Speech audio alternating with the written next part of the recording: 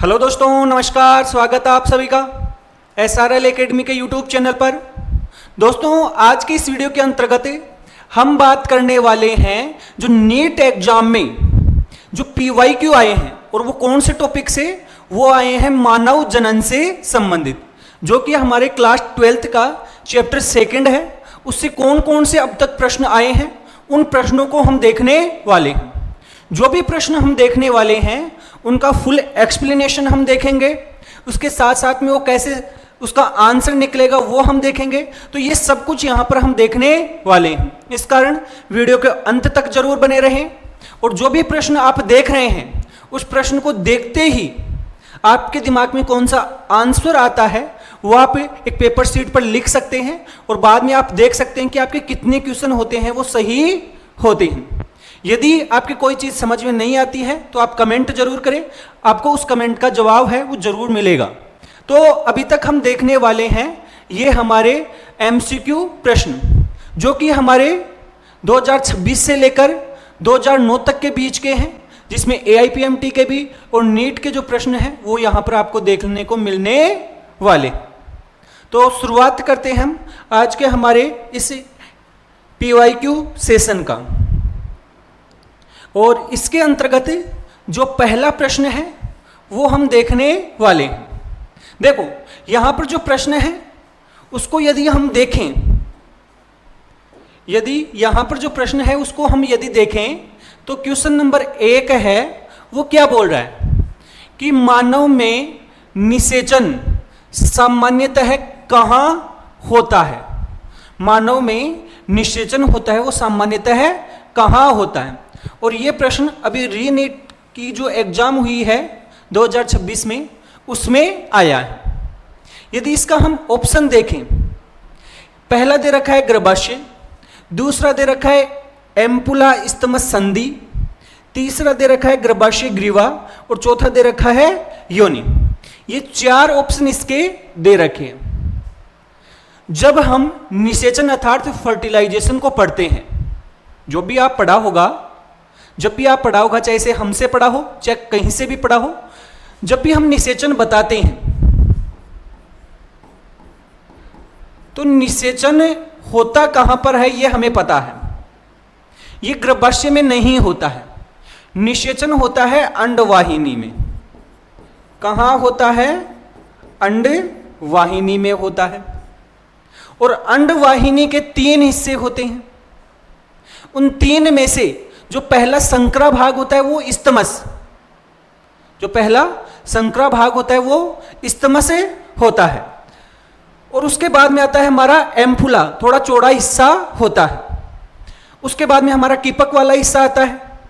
तो जो अंडवाहिनी का जो हिस्सा है, जो हमारा इस्थमस है, जो संकीर्ण भाग जिसे हम बोलते हैं, और जो एम्पुला है जिसे हम तुम्बिका कहते हैं, इन दोनों का जो संधि स्थल होता है वहां पर ये निषेचन की प्रक्रिया संपन्न होती है।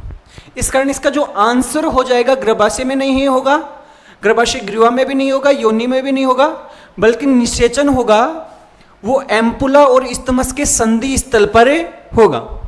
ऑप्शन बी होगा, ये इसका क्या हो जाएगा? राइट आंसर हो जाएगा। तो ये तो था हमारा पहला प्रश्न।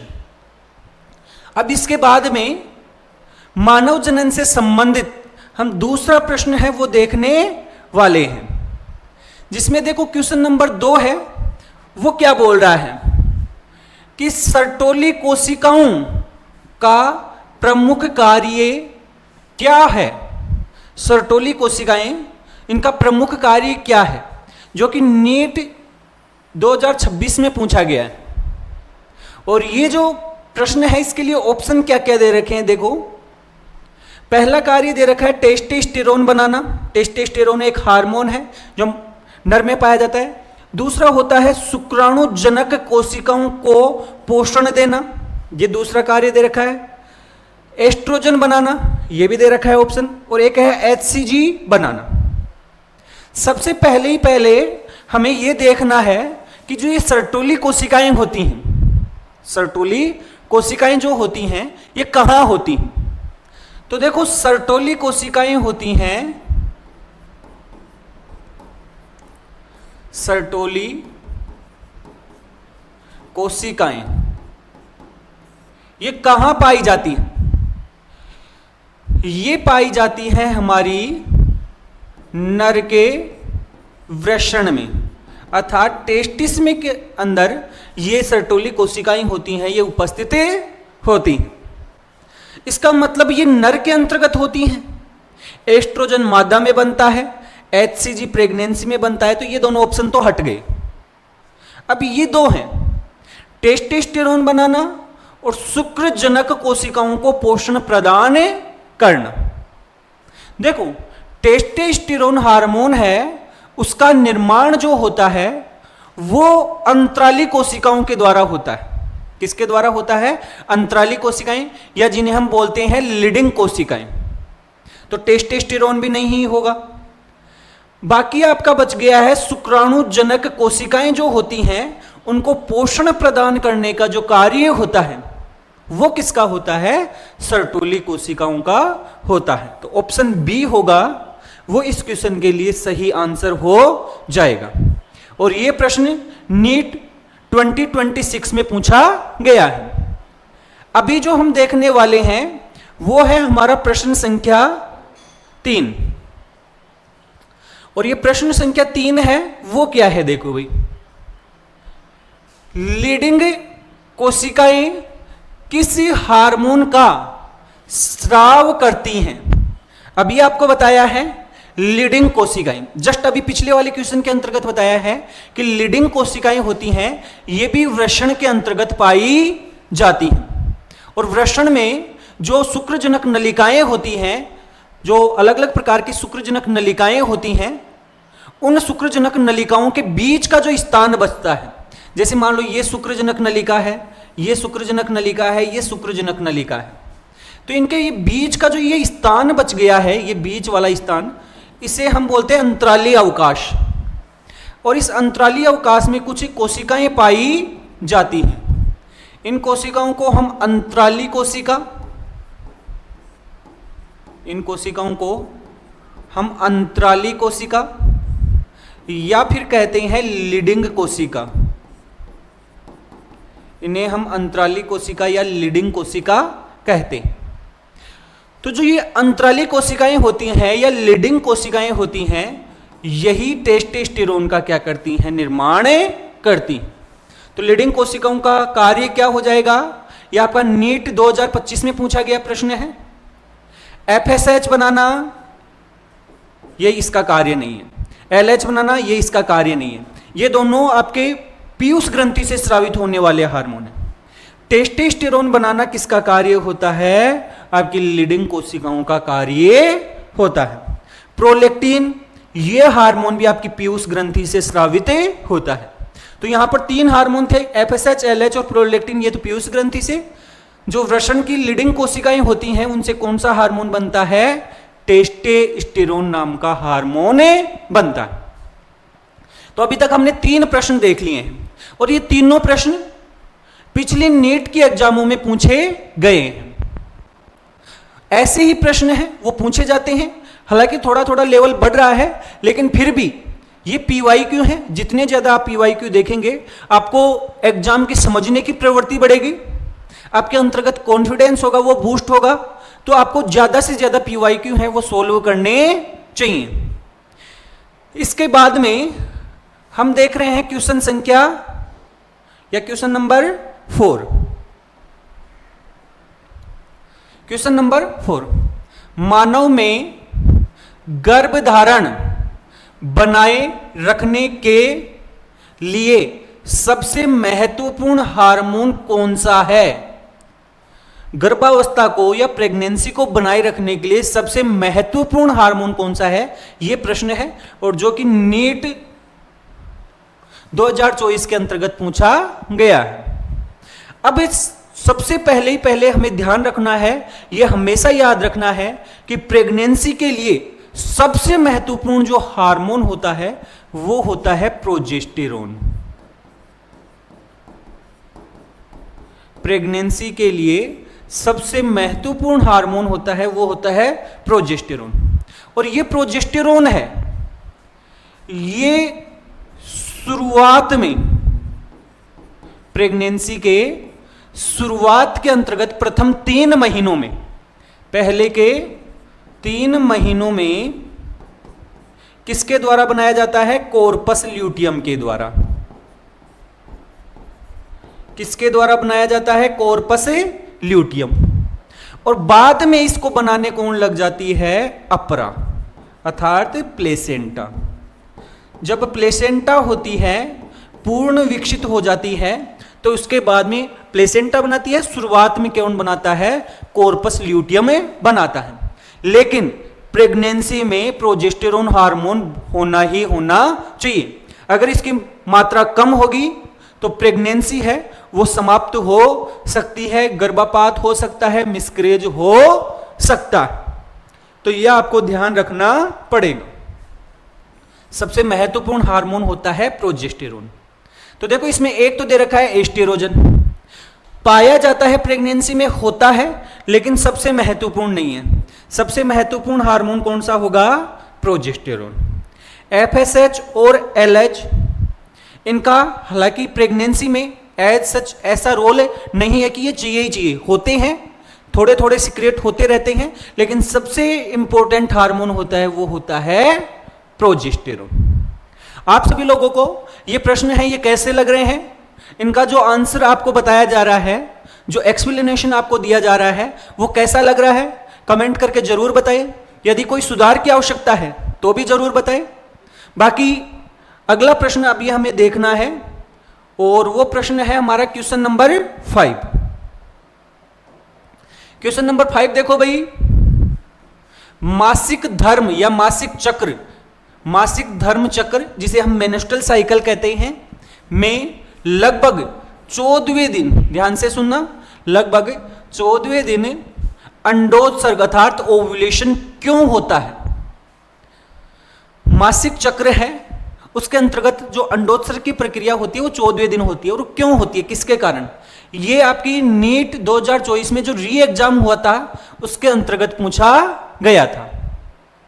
और इस प्रश्न को यदि हम देखें, ओव्यूलेशन क्यों होता है, तो जब मेंस्ट्रुअल साइकिल पढ़ाया जाता है उस दौरान आपको बताया जाता है कि 14वें दिन जो एलएच हार्मोन होता है और जो एफएसएच हार्मोन होता है, ये दोनों ही बढ़ते हैं।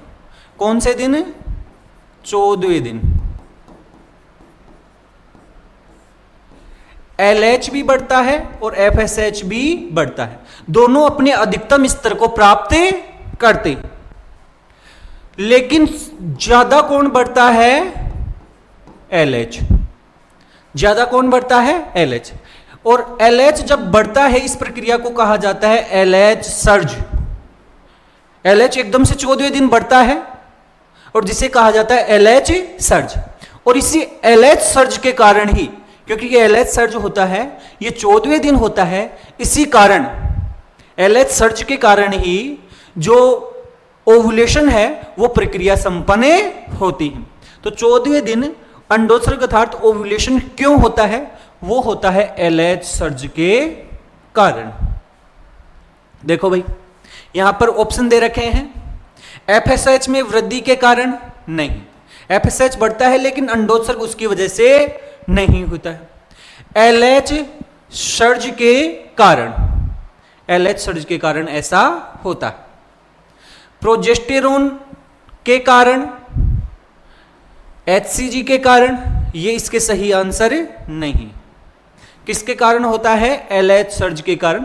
और एलएच सर्ज का मतलब होता है कि 14वें दिन जो एलएच होता है ये अपने अधिकतम स्तर को प्राप्त करता है, तेजी के साथ बढ़ता है। तो इसके लिए सही ऑप्शन हो जाएगा, वो हो जाएगा ऑप्शन बी। नेक्स्ट देखो हमारा क्वेश्चन नंबर 6। और क्वेश्चन नंबर 6 क्या बोल रहा है? देखो, लीडिंग कोशिकाएं हैं कहां पाई जाती है? हालांकि ये प्रश्न है, ये हम पहले ही पढ़ चुके हैं, इसमें हम ज्यादा टाइम लगाएंगे नहीं। ये नीट 2024 के अंतर्गत आया हुआ है और ये आपसे पूछ रहा है कि लीडिंग कोशिकाएं कहां पाई जाती हैं। सबसे पहली तो ये वृषण में होती हैं। कहां होती हैं? वृषण। अभी इसकी ऑप्शन देखते हैं। शुक्रजनक नलिकाओं में। अब वृषण के अंतर्गत कहां होती हैं? देखो शुक्रजनक नलिकाओं के अंदर नहीं होती हैं। अभी आपको बताया था कि शुक्रजनक नलिकाओं के बीच का जो स्थान होता है, जिसे हम बोलते हैं अंतरालीय अवकाश, इंटरस्टिशियल जो स्पेस होता है, वहां पर ये पाई जाती है। तो शुक्रजनक नलिकाओं में नहीं, अंतरालीय इंटरस्टिशियल जो स्पेस होता है उन स्थानों में, अभी हमने देखा था, सही है। एपिडिडिमस में नहीं भाई, एपिडिडिमस का मतलब होता है अधिवृषण, और शुक्रवाहिका में नहीं। तो इसके लिए सही आंसर होगा, वो हो जाएगा हमारा अंतरालीय अर्थात इंटरस्टिशियल स्पेस के अंतर्गत ये पाई जाती हैं। और हमने ये भी पढ़ा था कि इनसे टेस्टोस्टेरोन अर्थात एंड्रोजन हार्मोन होता है वो स्रावित होता। तो ये थे हमारे क्वेश्चन नंबर 6। अब तक हमने 6 प्रश्न सोल्व किए हैं। आप सभी लोगों को ये प्रश्न आसानी से समझ में आ रहे होंगे, ऐसी हम उम्मीद करते हैं। अगर कोई चीज समझ में नहीं आती है तो आप कमेंट करके जरूर बताएं। नेक्स्ट देखो भाई, क्वेश्चन नंबर 7। ग्रेफियन कूप या ग्रेफियन फोलिकल में क्या पाया जाता है? ग्रेफियन फोलिकल में क्या पाया जाता है? देखो ये नीट 2024 के अंतर्गत आया हुआ प्रश्न है। इसके अंतर्गत पूछ रहा है प्राथमिक अंडाणु, द्वितीयक अंडाणु, ओवम और तृतीयक अंडाणु। देखो सबसे पहले तो इस तृतीयक को तो थर्ड दो।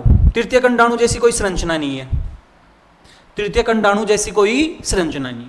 अब इन 3 में से देखना है। आप सभी को पहले यह समझना पड़ेगा कि यह ग्राफियन फोलिकल होता क्या है। देखो शुरुआत के अंतर्गत आपका प्राथमिक पुटक होता है वो पाया जाता है, जिसे हम प्राइमरी फोलिकल कहते हैं। आकार में क्या होता है? छोटा होता है। और इस समय इसके अंतर्गत आपके क्या होता है? ये प्राथमिक अंडाणु पाया जाता है या अंड कोशिका पाई जाती। और जस्ट इसी समय भाई देखो ये आपके प्राथमिक फोलिकल हैं या प्राथमिक पुटक हैं, ये आपके महिलाओं के अंडाशय में जन्म से पहले ही बन जाती हैं। और उस समय ये मियोसिस फर्स्ट की जो अवस्था होती है उसके अंतर्गत ये पाए जाते हैं। जो प्रोफेज फर्स्ट होती है उस अवस्था में ये अटके हुए होते और प्राथमिक अंड कोशिकाएं पाई जाती हैं। जैसे ही मियोसिस फर्स्ट कंप्लीट होता है तो आपका इसके अंतर्गत क्या बन जाता है? द्वितीयक अंडक या द्वितीयक अंडाणु। और ये द्वितीयक अंडाणु होता है, ये आपका प्राइमरी फोलिकल, सेकेंडरी फोलिकल और टर्सरी फोलिकल इनके अंतर्गत पाया जाता है। जो ग्राफियन फोलिकल होता है, जो आकार में सबसे बड़ा होता है, एकदम परिपक्व पुटक होता है, उस पुटक के अंतर्गत भी आपका क्या बनता है? द्वितीयक अंड कोशिका ही पाई जाती है। वास्तविक अंडाणु नहीं पाया जाता है। वास्तविक अंडाणु बनता है जब द्वितीयक अंड कोशिका में या द्वितीयक अंडाणु के अंतर्गत अर्धसूत्रीय विभाजन सेकंड होता है। और वो अर्धसूत्रीय विभाजन सेकंड होता है वो निषेचन के समय होता है। अर्थात निषेचन से पहले जो ग्राफियन पुटक होता है जिससे वो निकलता है अंड कोशिका, उस समय वो कौन सी अवस्था में रहती है? द्वितीयक अंड कोशिका की अवस्था में या द्वितीयक अंडाणु की अवस्था में ही रहती है। तो प्राथमिक अंडाणु नहीं होता है, द्वितीयक अंडाणु की अवस्था में ये पाई जाती है। ऑप्शन बी होगा इसके लिए सही आंसर हो जाएगा। ओवम बाद में बनता है भाई, जब अर्धसूत्रीय विभाजन सेकंड कंप्लीट हो जाता है निषेचन के समय, तो फिर आपके द्वितीयक अंडाणु से ओवम बनता है और उसके साथ साथ में आपका क्या बनता है? द्वितीयक पीत पिंडक बनता है, पोलर बॉडी बनती।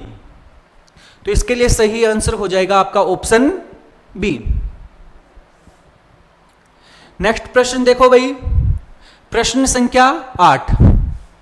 प्रश्न संख्या 8 देखो, कॉर्पस ल्यूटियम मुख्यतः कौन सा हार्मोन स्रावित करता है? अभी आपको बताया था कि प्रेगनेंसी की शुरुआती अवस्था में जो कॉर्पस ल्यूटियम है वो प्रोजेस्टेरोन हार्मोन स्रावित करती है, और जो कि प्रेगनेंसी के लिए बहुत ही आवश्यक होता है।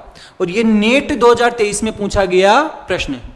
तो एस्ट्रोजन स्रावित नहीं करता है, क्या स्रावित करता है? कौन सा हार्मोन? ऑप्शन बी होगा, प्रोजेस्टेरोन हार्मोन स्रावित करता है। एफएसएच भी नहीं होगा और एलएच भी नहीं होगा। तो ये था हमारा क्वेश्चन नंबर 8।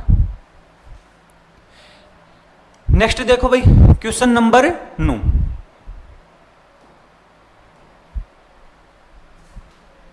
फिम्ब्रिया, या जिसे हम फिम्ब्री कहते हैं, किसका भाग होता है?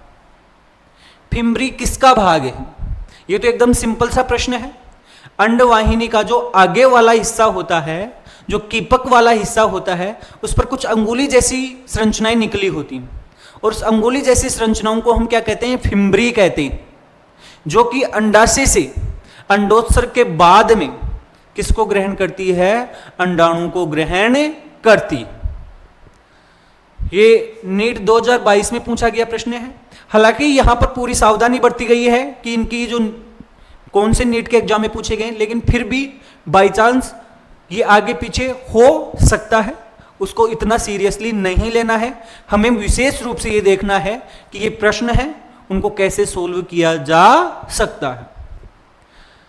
तो ये गर्भाशय का हिस्सा नहीं होता है, अंडाशय का हिस्सा नहीं होता है, किसका होता है? फेलोपियन ट्यूब का हिस्सा होता है। अंगुली नुमा प्रवर्ध होते हैं, और योनि का हिस्सा भी नहीं होता। तो ऑप्शन सी है ये इस क्वेश्चन के लिए सही आंसर हो गया है।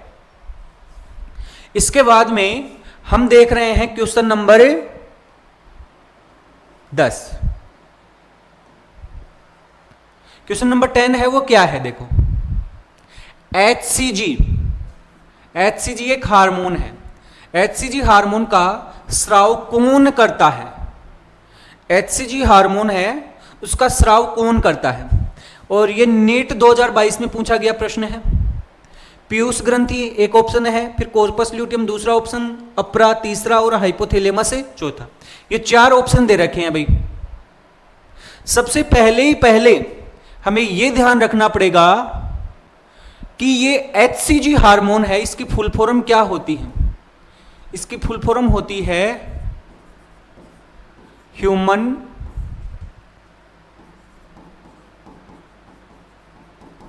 Chorionic gonadotropin. Human chorionic gonadotropin, ये इसकी क्या होती है? Full form. और ये स्रावित कब होता है? ये केवल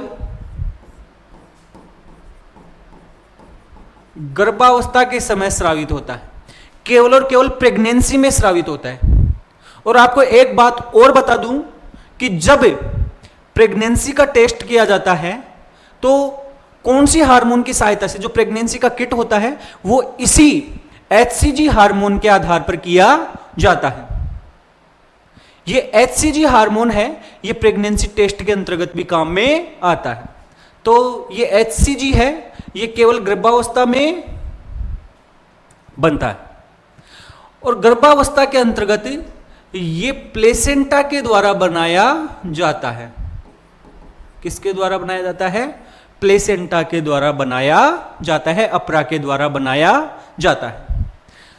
तो पीयूष ग्रंथि के द्वारा नहीं बनाया जाता है, कॉर्पस ल्यूटियम के द्वारा भी नहीं बनाया जाता है, हाइपोथैलेमस के द्वारा भी नहीं बनाया जाता है। किसके द्वारा? अप्रा अर्थात प्लेसेंटा के द्वारा ये हार्मोन बनाया जाता है।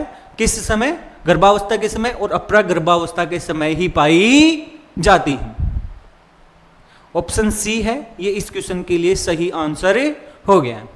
तो अब तक हमने 10 PYQ देख लिए। ये प्रश्न आपको आसानी से समझ में आ रहे होंगे, ऐसी हम उम्मीद करते हैं। अगर कोई चीज समझ में नहीं आती है तो आप कमेंट करके जरूर पूछें भाई।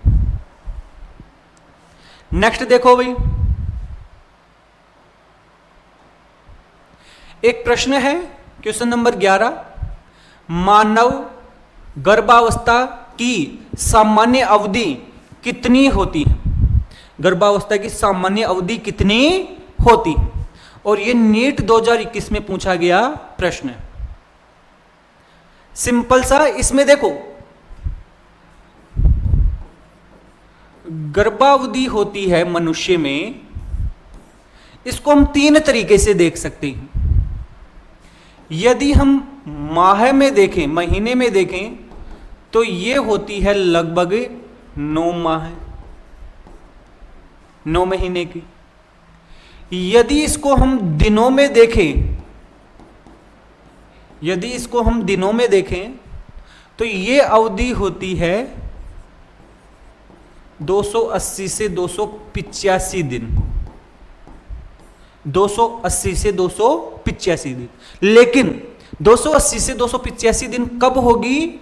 यदि उसको काउंट किया जाए एलएमपी से, लास्ट टाइम में जो पीरियड आया है उससे यदि काउंट किया जाए। यदि फर्टिलाइजेशन से काउंट किया जाएगा, किससे काउंट किया जाएगा? फर्टिलाइजेशन से काउंट किया जाएगा। जिस दिन अंडाणु और शुक्राणु आपस में मिले हैं, तो उस समय ये अवधि 266 से लेकर 270 दिन के आसपास होती है, यदि निषेचन से काउंट किया जाए। और यदि एलएमपी से काउंट किया जाए तो ये 280 से 285 दिन की मानी जाती है। यदि इसको हम सप्ताह में देखें तो लगभग कितने सप्ताह की अवधि होती है? 40 सप्ताह की अवधि होती, 40 वीक प्रेगनेंसी में पाए जाते। तो यहां पर पूछ रहा है कि कितने दिन की होती है। देखो 260 दिन तो कम हो गए, 270, 280 और 300 दिन। देखो सामान्य तौर पर ये जो अवधि मानी जाती है वो एलएमपी से मानी जाती है। हालांकि यहां पर हम 270 वाला भी मान सकते हैं यदि निषेचन से माने, ऐसा स्पेसिफिक नहीं दे रखा है, लेकिन फिर भी सामान्य तौर पर जो मानी जाती है, जिस अवधि के लिए बात की जाती है, वो एलएमपी वाली अवधि होती है। इस कारण यहां पर इसका सही आंसर है, जो माना गया था वो 280 दिन है। तो ऑप्शन सी होगा, ये इसका सही आंसर होगा। हालांकि 270 दिन कब मान सकते हैं इसको हमें? यदि इसको फर्टिलाइजेशन से माना जाए। भाई फर्टिलाइजेशन है वो 14वें दिन जब अंडोत्सर्ग होता है उसके बाद में होता है, तो 14 दिन और ऐड कर सकते हैं हम। नेक्स्ट है हमारा क्वेश्चन नंबर 12। शुक्राणु का जो एक्रोसोम होता है वो किससे बनता है? शुक्राणु का जो एक्रोसोम है, एक्रोसोम वाला हिस्सा आप सभी को पता होगा कि शुक्राणु होता है, उसका शीर्ष वाला भाग होता है, मध्य भाग होता है, इसका पूंछ वाला हिस्सा होता है। शीर्ष वाले भाग के अंतर्गत उसका केंद्रक पाया जाता है, उसके ऊपर एक टोपीनुमा संरचना होती है जिसे हम एक्रोसोम कहते हैं। ये सारी चीजें आपको पता होंगी। जैसे हम बात करें, यहां पर मैं डायग्राम बना के दिखाऊं यदि आपको,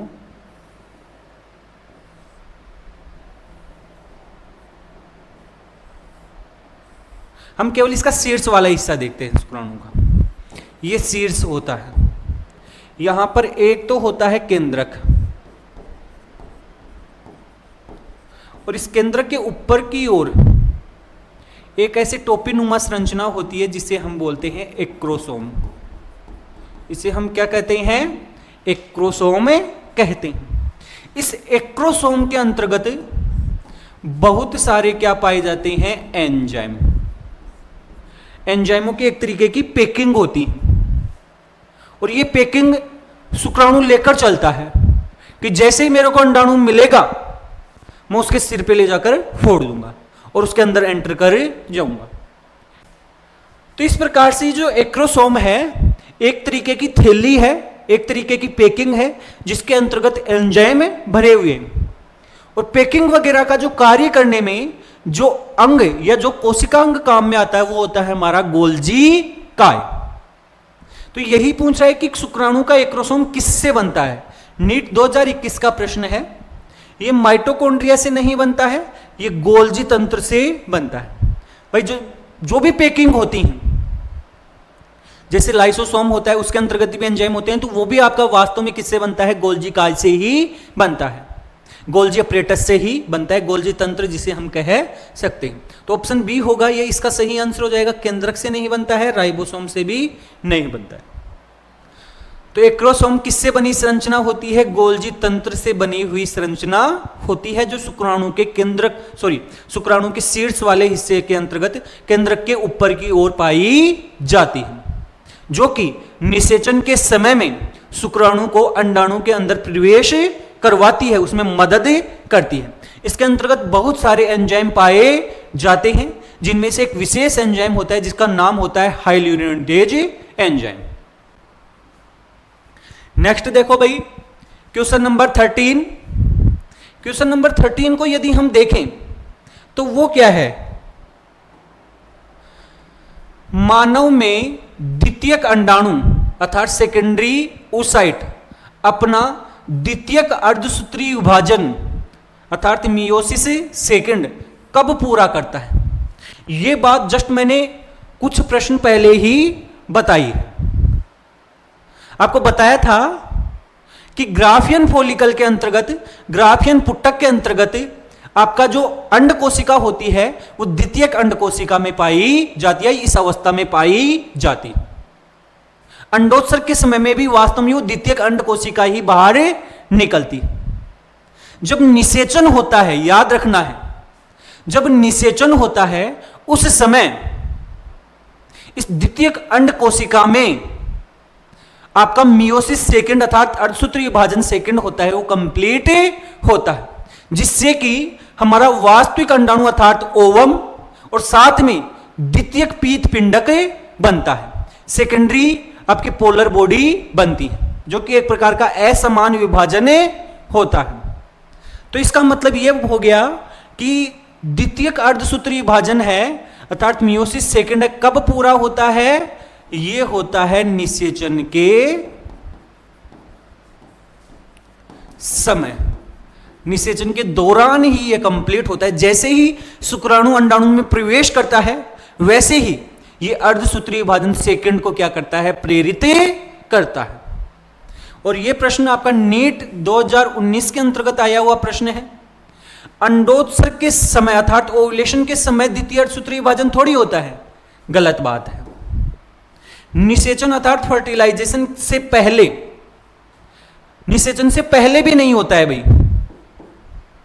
निषेचन के बाद, जैसे ही निषेचन हुआ, जैसे ही शुक्राणु अंडाणु में प्रवेश किया, उसी समय यह होता है। तो निषेचन के बाद, जन्म के समय भी नहीं होता है। तो याद रखना है, निषेचन होते ही उसी समय इसमें क्या होता है? अर्धसूत्रीय विभाजन सेकंड पूर्ण होता है। नेक्स्ट देखो क्वेश्चन नंबर 14। क्वेश्चन नंबर 14, निम्नलिखित में से कौन सा हार्मोन मानव अपरा अर्थात प्लेसेंटा द्वारा स्रावित नहीं होता है? ध्यान से सुनना, यहां बोल रहा है कि नहीं होता है। इसका मतलब यह हो गया है कि हमें प्लेसेंटा के द्वारा कौन कौन से हार्मोन स्रावित होते हैं उनके बारे में पता होना चाहिए। देखो, और ये नीट 2018 के अंतर्गत पूछा हुआ प्रश्न है। सबसे पहले यदि हम बात करें प्लेसेंटा, तो इससे कौन कौन से हार्मोन स्रावित होते? एक तो अभी हमने बताया था HCG। एक हार्मोन तो कौन सा होता है भाई? HCG, human chorionic gonadotropin hormone, जो कि प्लेसेंटा से स्रावित होता है। एक हार्मोन आपको याद रखना है HPL। कौन सा हार्मोन है? HPL, जिसे हम बोलते हैं ह्यूमन प्लेसेंटल लेक्टोजन। क्या बोलते हैं? Human placental lactogen. इसके अलावा प्लेसेंटा से एस्ट्रेरोजन भी स्रावित होता है, प्लेसेंटा से प्रोजेस्टेरोन भी स्रावित होता है, प्लेसेंटा से प्रोजेस्टेरोन होता है, यह हार्मोन भी स्रावित होता है, कुछ मात्रा में हो लेकिन होता। तो ये हार्मोन है, ये प्लेसेंटा से स्रावित होते। ये बोल रहा है कि कौन सा नहीं होता है। ऑप्शन देखो भाई, पहला दे रखा है HCG, दूसरा दे रखा है HPL, तीसरा दे रखा है प्रोजेस्टेरोन, चौथा दे रखा है FSH। देखो HCG प्लेसेंटा से स्रावित होता है तो ये तो गलत हो गया, HPL भी स्रावित होता है ये भी गलत हो गया, प्रोजेस्टेरोन भी स्रावित होता है ये भी गलत हो गया। कौन सा हार्मोन FSH हार्मोन होता है, ये प्लेसेंटा से स्रावित नहीं होता है। ये पीयूष ग्रंथि से, पिट्यूटरी ग्रंथि से स्रावित होने वाला हार्मोन होता है, जो एंटीरियर पिट्यूटरी होती है उससे स्रावित होने वाला क्या होता है, हार्मोन। अग्र पीयूष ग्रंथि से स्रावित होने वाला हार्मोन होता है कौन सा, FSH। तो ऑप्शन डी होगा क्वेश्चन नंबर 14 के लिए, जो ऑप्शन डी है वो क्या हो जाएगा, सही आंसर हो जाएगा।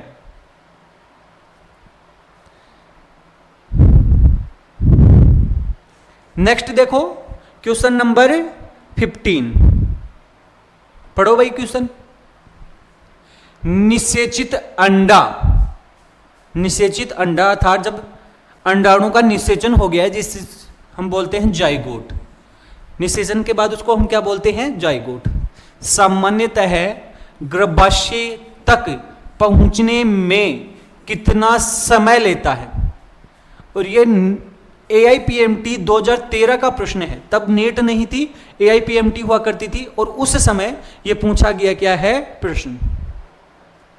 आपको ये बताना है कि निषेचित अंडा या जाइगोट है, जब निषेचन हो जाता है तो उसके बाद में कितने दिनों तक यह गर्भाशय में पहुंच जाता है। हालांकि जैसे ही निषेचन हुआ जाइगोट बना, जाइगोट के बाद में इसमें विभाजन प्रारंभ हो जाता है।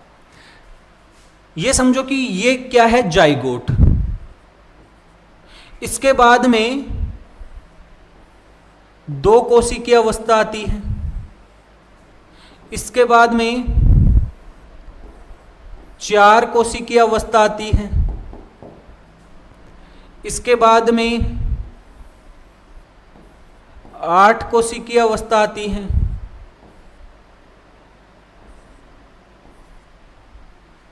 फिर 16 आती है, फिर 32 आती है। ऐसी कोशिकाएं की अवस्थाएं आती जाती हैं, इसमें विभाजन होता जाता है। यहां पर जो विभाजन होता है जिसे हम बोलते हैं विदलन या क्लीवेज कहते हैं।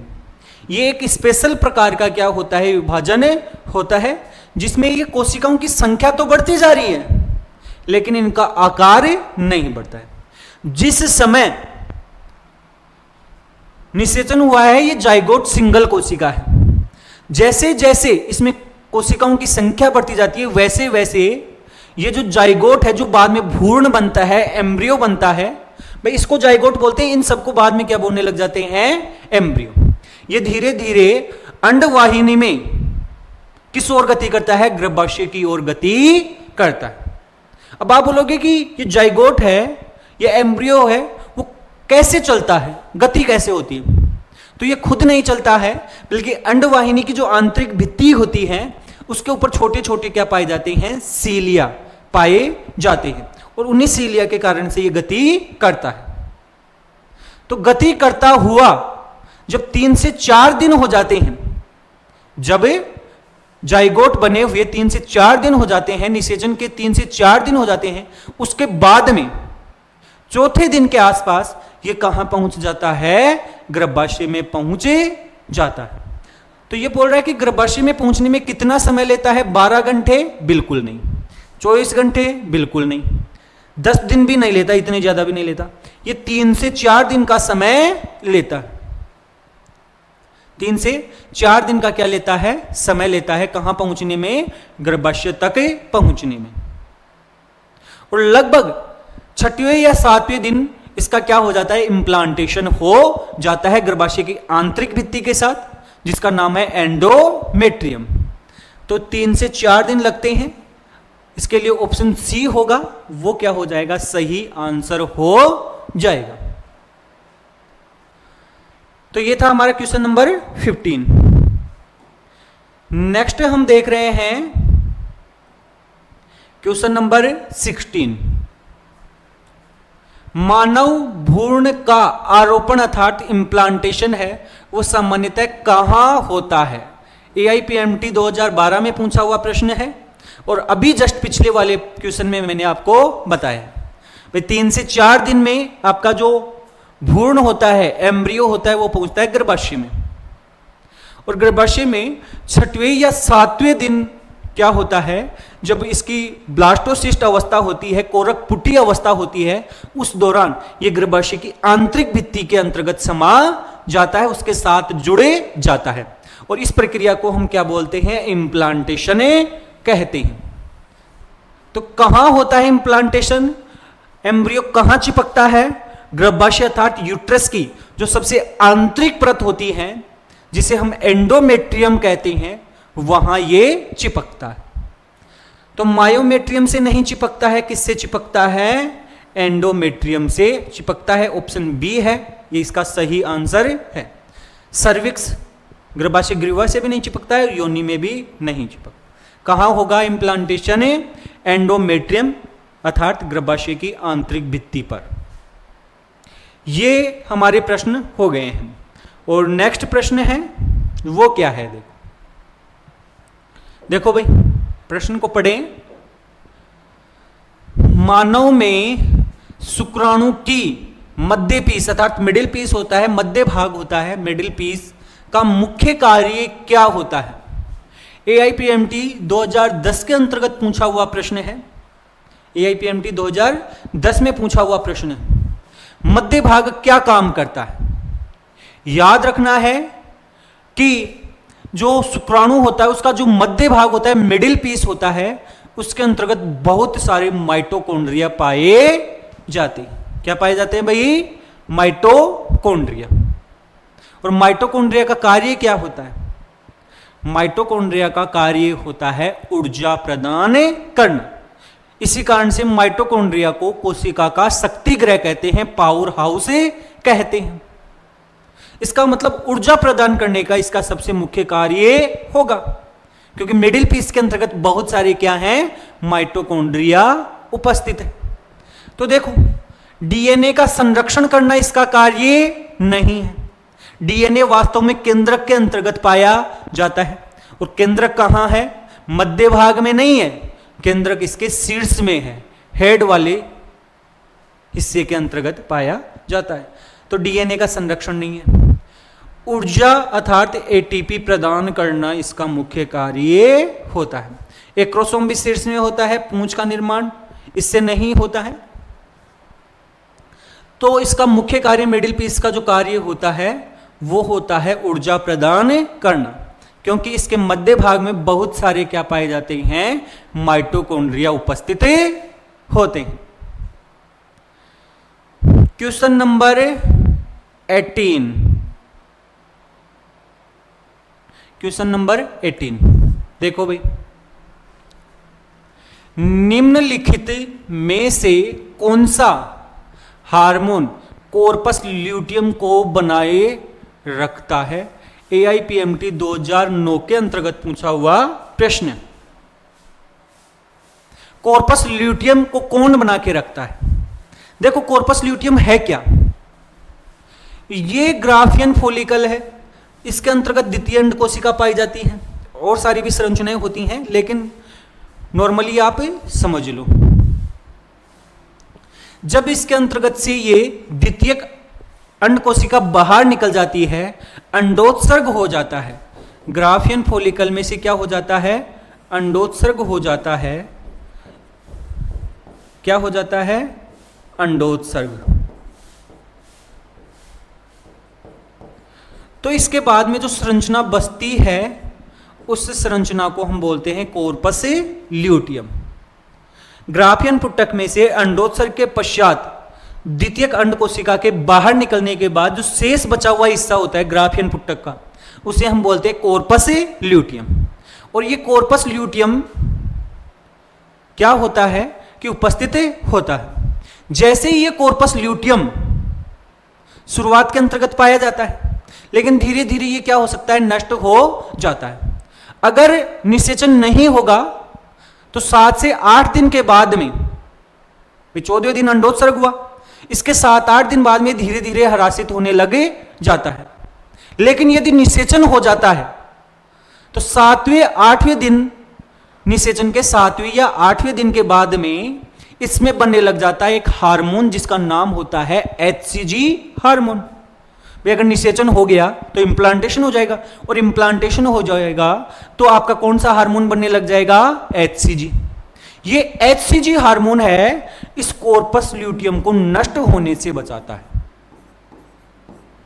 HCG हार्मोन जो बनता है प्रेगनेंसी में, वो क्या करता है? इस कॉर्पस ल्यूटियम को नष्ट होने से क्या करता है? बचाता है। तो HCG है ये कॉर्पस ल्यूटियम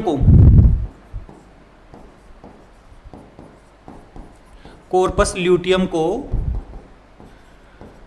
नष्ट होने से बचाता है।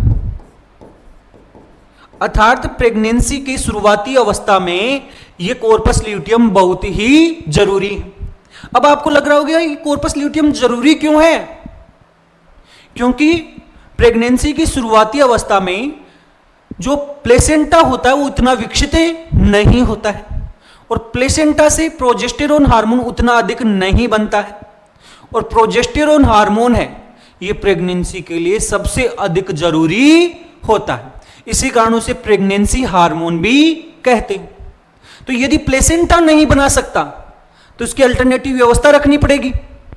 तो ये कॉर्पस ल्यूटियम है, ये प्रेगनेंसी की शुरुआती अवस्था में, अभी आपको पहले भी बताया था, कॉर्पस ल्यूटियम है प्रेगनेंसी की शुरुआती अवस्था में प्रोजेस्टेरोन हार्मोन बनाता है। इसलिए इस कॉर्पस ल्यूटियम को बचाकर रखना क्या होता है? जरूरी। और इसको बचाने का कार्य कौन करता है? ये HCG।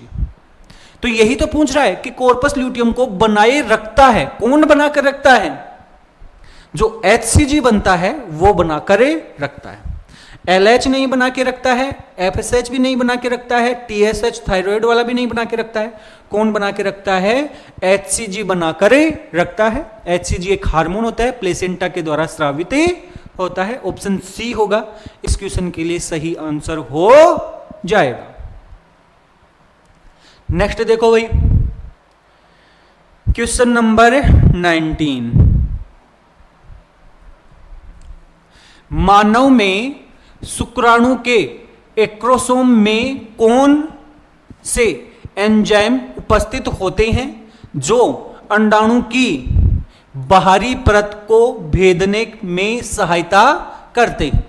एक प्रश्न है, थोड़ा लंबा प्रश्न है कि मानव में शुक्राणु के एक्रोसोम में कौन से एंजाइम उपस्थित होते हैं जो अंडाणु की बाहरी परत को भेदने में सहायता करते हैं। नीट 2019 के अंतर्गत पूछा हुआ एक प्रश्न है। यदि हम ऑप्शन देखें तो पेप्सिन और ट्रिप्सिन है, हाइल्यूरोनिडेज और एक्रोसिन है, एमाइलेज और लाइपेज है, डीएनए पॉलीमरेज और आरएनए पॉलीमरेज है। वैसे तो देखो, जस्ट पहले ही मैंने आपको बताया था, देखो पेप्सिन और ट्रिप्सिन है ये प्रोटीन का पाचन करने वाले एंजाइम है, तो इससे संबंधित तो बिल्कुल नहीं है। हाइल्यूरोनिडेज और एक्रोसिन, वैसे तो नाम से भी पता लगा सकते हैं कि एक्रोसोम दे रखा है और इसमें एक्रोसिन एंजाइम दे रखा है, तो यही होना चाहिए भाई।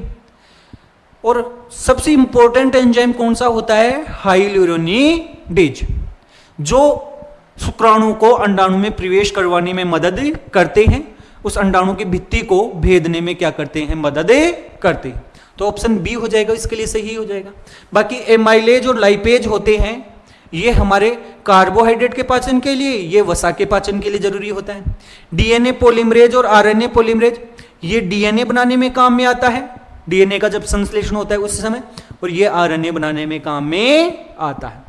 तो ऑप्शन बी है हाइल्यूरोनिडेज और एक्रोसिन, ये इस क्वेश्चन के लिए सही आंसर हो जाएगा। और अभी हम देख रहे हैं क्वेश्चन नंबर 20, 20वें नंबर का प्रश्न। मानव अपरा अर्थात प्लेसेंटा का प्रमुख कार्य क्या है? AIPMT 2011 के अंतर्गत पूछा हुआ प्रश्न। सिंपल सा प्रश्न है कि अपरा का प्रमुख कार्य क्या है। क्या क्या दे रखा है? केवल हार्मोन का स्राव करना। ऐसा तो नहीं है कि केवल हार्मोन ही बनाता है प्लेसेंटा। केवल भ्रूण को ऑक्सीजन देना, माता एवं भ्रूण के बीच में पोषक पदार्थ उपलब्ध करवाना, गैसों और अपशिष्ट का क्या करना, आदान प्रदान करना, और एक दे रखा है केवल रक्त का निर्माण करना। तो देखो केवल शब्द दे रखा है, इसका मतलब केवल यही कार्य नहीं करता है, तो केवल ये भी नहीं करता, ये करता है लेकिन केवल नहीं करता। भ्रूण को ऑक्सीजन देने का भी कार्य करता है लेकिन केवल यही नहीं करता।